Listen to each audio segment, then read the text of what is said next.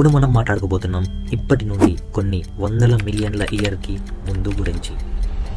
ఇది ఇలాంటి శతాబ్దం ఎక్కడైతే మనిషి అనే పదం కూడా ఉండేది కాదు. ఇది ఇలాంటి శతాబ్దం ఎక్కడైతే క్రూరమైన మృగాలు రాజ్యం చేసేవి ఈ ప్రపంచం మీద. అవే డైనోసార్స్. ఇలాంటి డైనోసార్స్ పెద్ద పెద్ద అంతస్తుల కన్నా పెద్దగా ఉండే దీని యొక్క దవడలు ఎంత పెద్దగా ఉంటాయంటే మీ ఎముకల్ని సెకండ్లలో నుజ్జు చేసేస్తాయి. మరియు ఈ మృగాల వేగం దగ్గర 90 km/h ఉండేది. ఈ డైనోసార్స్ దాదాపుగా 170 మిలియన్ ఇయర్స్కు పైగా ఈ ప్రపంచం పాలించాయి. అనుకోకుండా ఈ ప్రపంచం మీద ఇలాంటి సంఘటన వస్తుంది. ఈ డైనోసార్స్ పూర్తిగా అంతమైపోతాయి. అసలు ఏం ఎగ్జాక్ట్గా జరిగింది, ఎలా జరిగింది రండి తెలుసుకుందాం ఇప్పుడు ఈ వీడియోలో. సో డైనోసార్ అనే పదం గ్రీక్ నుండి వస్తుంది. ఇది యాక్చువల్లీ డైనోస్ ప్లస్ సరస్, అంటే డైనోస్ అంటే టెర్రబుల్ అండ్ సరస్ అంటే లిజర్డ్. దీని యొక్క ఎగ్జాక్ట్ మీనింగ్ ఇదే, అంటే లిటరలీ ఒక భయంకరమైన బల్లి అని అర్థం.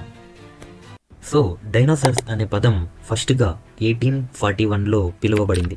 ఎందుకంటే దీని యొక్క ఫస్ట్ ఫాజిల్స్ కనుక్కున్నది ఈ ఇయర్లోనే. రిచర్డ్ ఓవెన్ అనే ఒక బ్రిటిష్ సైంటిస్ట్ ఉండేవారు, ఎవరైతే ఈ డైనోసార్ అనే పదాన్ని వాడడం స్టార్ట్ చేశారు. అప్పటిలో ఈ డైనోసార్స్ ఎలా ఉండేవో అంతగా అవగాహన ఉండేది కాదు, ఎలా ఉంటాయి, ఎలా కనబడతాయి అని. సో అందుకారణంగానే దీని యొక్క ప్రాచీన చిత్రాలు ఎంతో వేరుగా కనపడతాయి మనం ఇప్పుడు పిక్చర్స్తో కంపేర్ చేస్తే. మెగ్లోసరస్. సో డైనోసార్స్లో చిక్కిన ఫస్ట్ ఫాజిల్స్ ఈ మెగ్లోసరస్వే. దీని యొక్క ఫస్ట్ డ్రాయింగ్స్ చూడండి ఎలా ఉన్నాయో.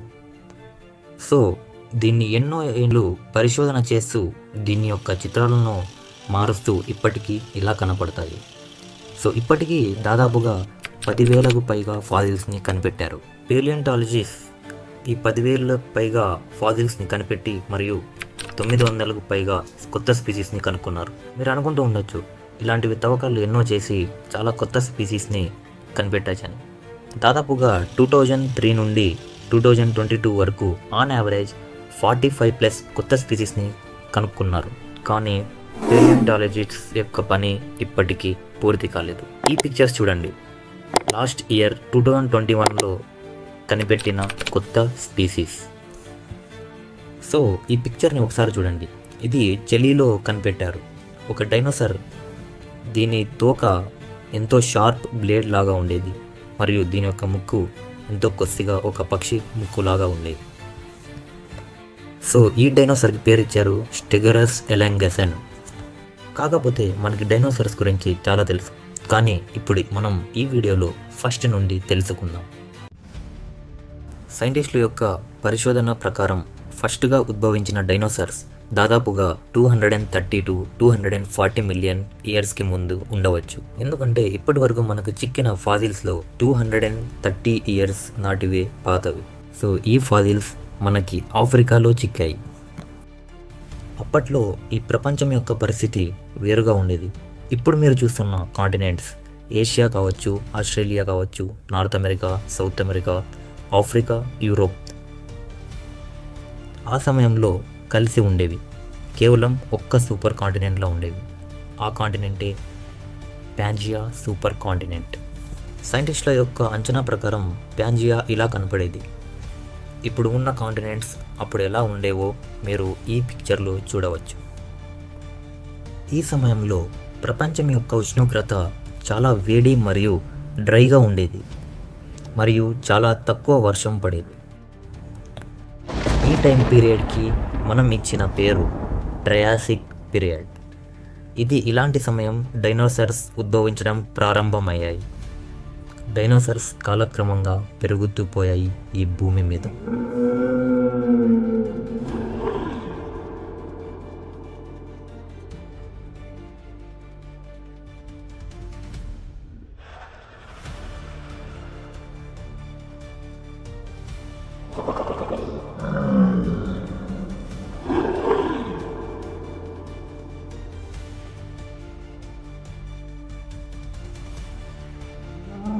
ఇప్పుడు మీరు ఎలా అయితే ఈ డైనోసార్స్ని ఊహించుకుంటున్నారో ఇవి స్టార్టింగ్లో అలా ఉండేవి కాదు. స్టార్టింగ్లో డైనోసార్స్ కేవలం 2 మీటర్స్ హైట్ మాత్రమే ఉండేవి. దీనికి ఎగ్జాంపుల్ చెప్పుకోవాలంటే యురాప్టర్, ఇది ఒక డైనోసార్ అప్పట్లో ఎగ్జిస్ట్ చేసేది. ఈ ఒక్క డైనోసార్ని వేరే డైనోసార్ యొక్క యాన్సిస్టర్ అని తెలియజేశారు.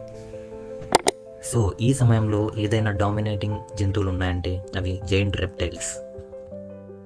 ఇందులో నుంచి ఒక జంతువు ఉంది అండ్ ఎంతో క్యూట్గా కనపడే ఈ యునోటోసరస్, ఇది తాబేలు యొక్క యాన్సిస్టర్ అని నమ్ముతారు.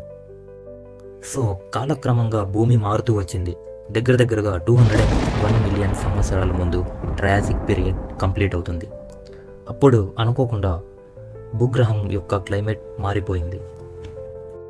సో ఈ సమయంలో ఇంతకుముందు మనం చూసిన ఏదైతే ఈ ప్యాంజియా ఉందో ముక్కలుగా అవ్వడం స్టార్ట్ అయింది.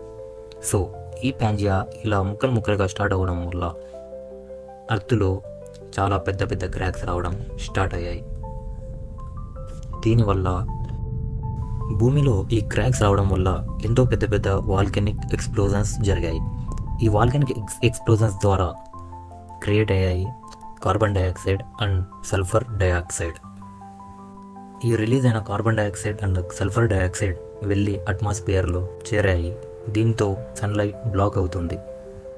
దీనివల్ల భూమి యొక్క ఉష్ణోగ్రత చల్లగా మారిపోయింది.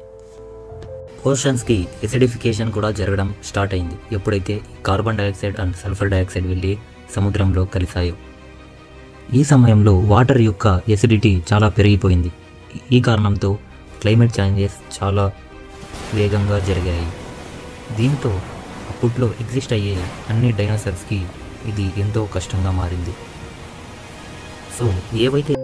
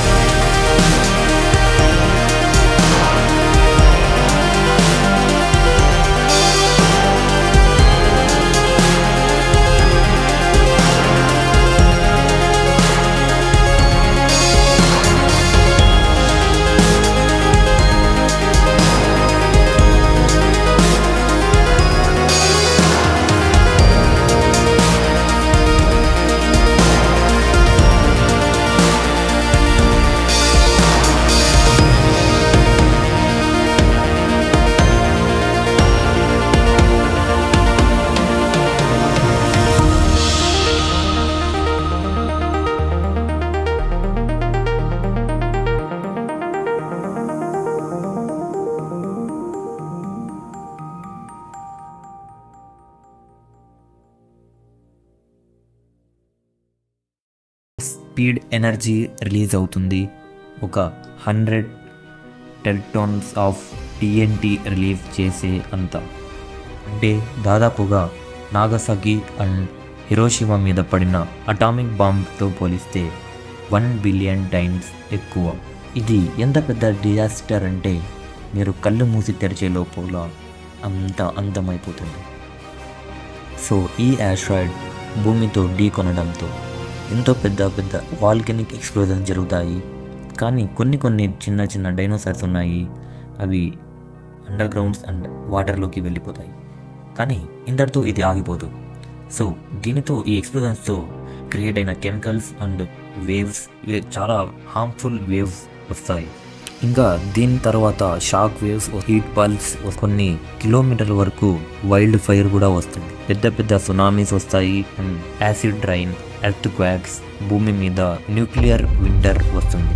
సో ఈ విధంగా డైనోసార్స్ యొక్క ఎర పూర్తిగా అంతమైపోతుంది. సో ఒక్కసారి ఆలోచించండి, ఇదే కానీ ఇప్పుడు మనం ఉన్న ప్రజెంట్ సిచ్యువేషన్లో ఇలాంటి ఒక ఆస్ట్రాయిడ్ వచ్చి భూమితో ఢీకొన్నప్పుడు మన పరిస్థితి ఎలా ఉంటుంది?